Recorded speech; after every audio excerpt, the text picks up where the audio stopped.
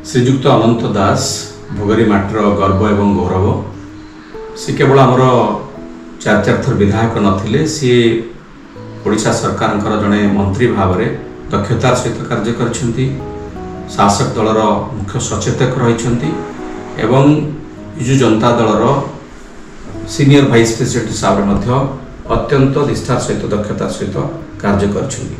दीर्घ 20 वर्ष धरी से भोगरे माटी मार सेवा करछंती लोकंकर सुख दुखर साथी होगी रही एवं आम जदि कहवा भोगरेर विकास को देखा गोटे विकासर सी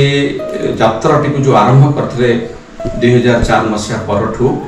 एवं आज पर्यंत से विकासर धाराटी को सी शेष पर्यंत नहीं आसते तेणु आम विकासर वार्ताबह बोली कहीपर विकास पुरुष बोली भी कहीपर भोगरे माटीर तेणु तांकु भोगरेर प्रत्येक जनता दल मत निर्विशेष सम्मान करती भल पाती एवं तांकर अवदान को सबुदिन पर स्मरण कर रखिए। सी राजनीतिक क्षेत्र में खाली नुहे प्रशासनिक क्षेत्र में अनेक सफलता जीवन में हासिल करछंती। आज तांकर 85तम जन्मदिन पालन होगा जाउछि। एही अवसर रे मु महाप्रभु श्री जगन्नाथ ठारे प्रार्थना करी